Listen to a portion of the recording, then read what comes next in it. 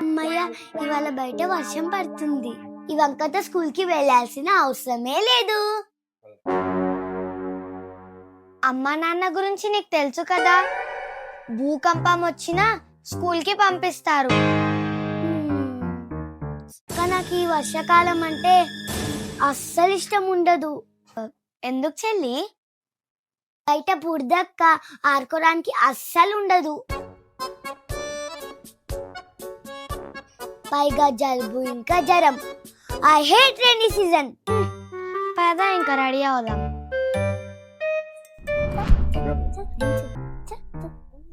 ఆపండి ఇంకా.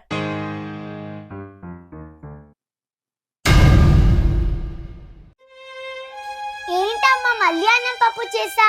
రాత్రి నీకు బిర్యానీ చేయమన్నా కదా ఇవాళ. అయ్యో సారీ నాన్న, నైట్ వర్క్ ఎక్కువగా ఉండి లేట్ అయింది. ఇవాళ ఒక్కరోజు అన్నం తినేసి రేపు బిర్యానీ చేసేస్తా. సరే, ఒక పని చెయ్యి. పెద్దగా అయ్యాక ఒక మంచి హోటల్ పెట్టుకో. రోజు ఒక రకం తినొచ్చు.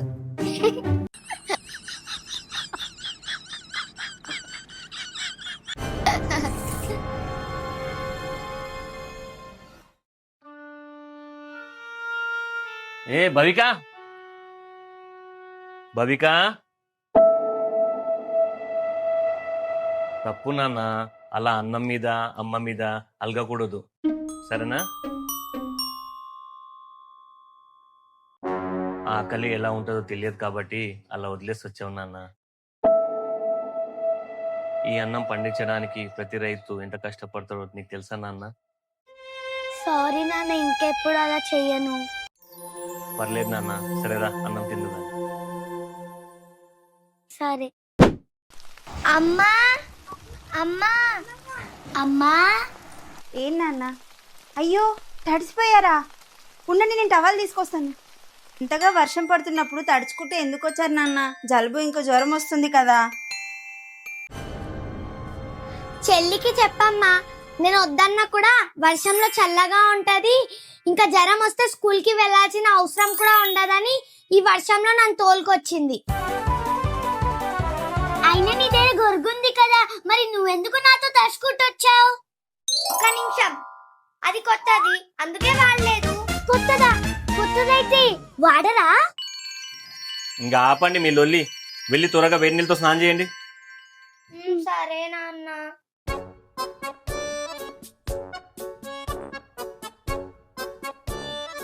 నాన్న, మేము ఆల్రెడీ వర్షంలో తడిసి వచ్చాం కదా, మళ్ళీ ఎందుకు మమ్మల్ని స్నానం చేయమని చెప్పావు? నాకు తెలుసు. అంటే వర్షంలో మొహంకి రాసుకోవడానికి నీకు సబ్బు లేదు కదా, అందుకే అనుకుంటా.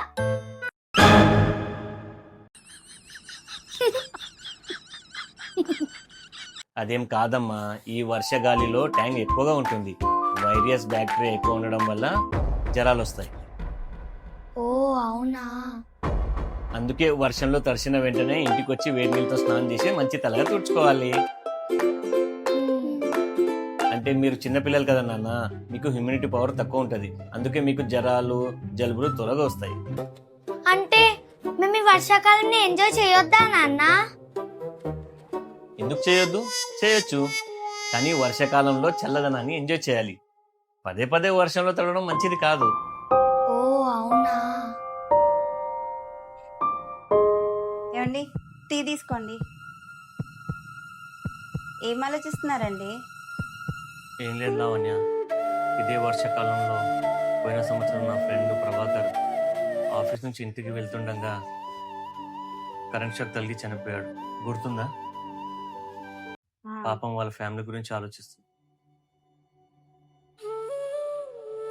నిజమే నాన్న, మా స్కూల్లో టీచర్స్ కూడా చెప్పారు, వర్షాకాలంలో రోడ్డు పైన నుంచి వచ్చేటప్పుడు మ్యాన్ హోల్స్ ఓపెన్ ఉంటాయంట, అందుకే జాగ్రత్తగా రమ్మని చెప్పారు. ఇంకా కరెంట్ సమ్మాలని ముట్టుకోద్దు కూడా అని చెప్పారు. మీరు కూడా ఈ వర్షాకాలంలో జాగ్రత్తగా రావాలి నాన్న. చిన్న చిన్న జాగ్రత్తలు తీసుకోవడం వల్ల పెద్ద పెద్ద ప్రమాదాల నుంచి కాపాడుకోవచ్చు. నిజమే నాన్న.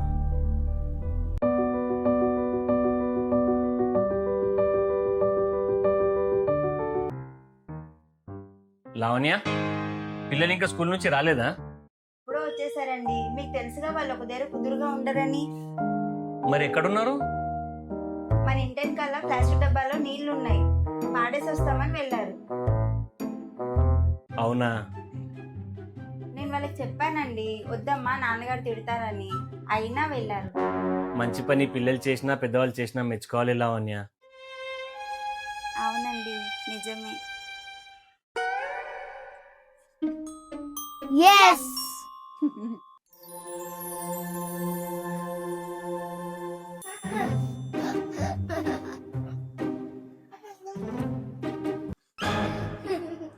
ఏంటన్నా ఎప్పుడు కార్టూన్స్ ఏనా? ఏదైనా మంచి సినిమా పెట్టండి చూద్దాం. లేదమ్మా, మేము ఇదే చూస్తాం. మీకు ఇలా కాదు, కరెంట్ పోతే గానీ మీ తిక్క కుదరదు.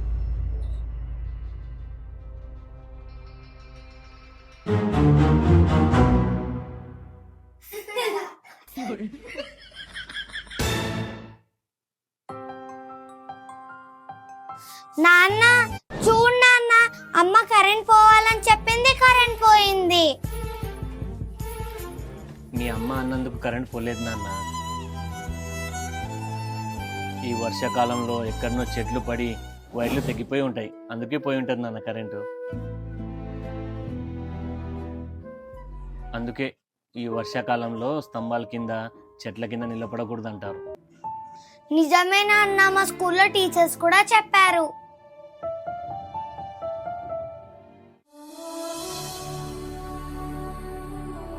ఏంటండి మన గల్లీలో ఒక్క కూరగాయల బండి కూడా రావట్లేదు. కూరగాయలు తీసుకుందామంటే, పోనీ బయటికి వెళ్ళేమని తీసుకుందామంటే ఈ వర్షంలో ఒకటే ట్రాఫిక్, గుంతలు. నిజమే లావణ్య, ఈ వర్షాకాలంలో చిన్న చిన్న బళ్ళ మీద వ్యాపారం చేసుకునే వాళ్ళు చాలా ఇబ్బంది పడతారు. అందుకే రావట్లేదేమో అనుకుంటా. నిజమే అండి. పాపం వాళ్ళ సామాన్లు తడిసిపోవడం, వ్యాపారం సరిగ్గా జరగకపోవడం, చాలా నష్టపోతారు లావణ్య. అవునండి, ఇది కూడా నిజమే.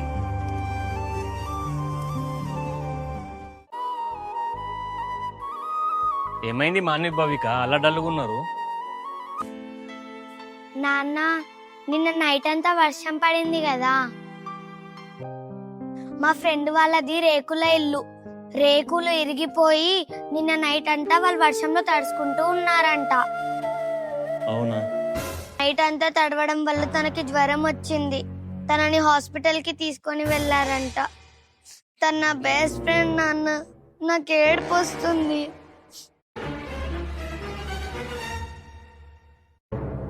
ఏడవకు నాన్న, మీరేం బాధపడకండి నాన్న. మీ ఫ్రెండ్కి ఎంతో కొంత హెల్ప్ చేద్దాం, సరేనా? సరే నాన్న. సో ఫ్రెండ్స్, మా వర్షాకాలం వీడియో అయితే చూసారు కదా. మా వర్షాకాలం వీడియో మీకు నచ్చితే కామెంట్ లో చెప్పండి. సో ఫ్రెండ్స్, ఈ వర్షాకాలంలో మీరు తీసుకోవాల్సిన జాగ్రత్తలు ఏంటంటే, ఫస్ట్ గా ఎక్కువగా వర్షం పడుతున్నప్పుడు స్తంభాలని ముట్టుకోవద్దు. ఇంకొకటి, ఎక్కువగా వర్షం పడుతున్నప్పుడు మ్యాన్ హోల్స్ ఓపెన్ గా ఉంటాయి. సో ఎక్కడికి వెళ్ళినా జాగ్రత్తగా వెళ్ళాలి. ఈ వర్షాకాలంలో చెట్ల కింద నిల్చోవద్దు, పిడుగులు పడే అవకాశం చాలా ఉన్నాయి. ఇంకా ఎక్కువగా వర్షం పడుతున్నప్పుడు చాలా అవసరం ఉంటేనే బయటికి వెళ్ళాలి, లేకపోతే బయటికి వెళ్ళొద్దు. మీరు కూడా రైనీ సీజన్ ని ఎంజాయ్ చేయండి, కానీ ఈ విషయాల్లో మాత్రం జాగ్రత్తగా ఉండండి. వీడియో నచ్చితే లైక్ చేయండి, షేర్ చేయండి, కామెంట్ చేయండి, అండ్ ప్లీజ్ సబ్స్క్రైబ్ చేసుకోండి ఫ్రెండ్స్.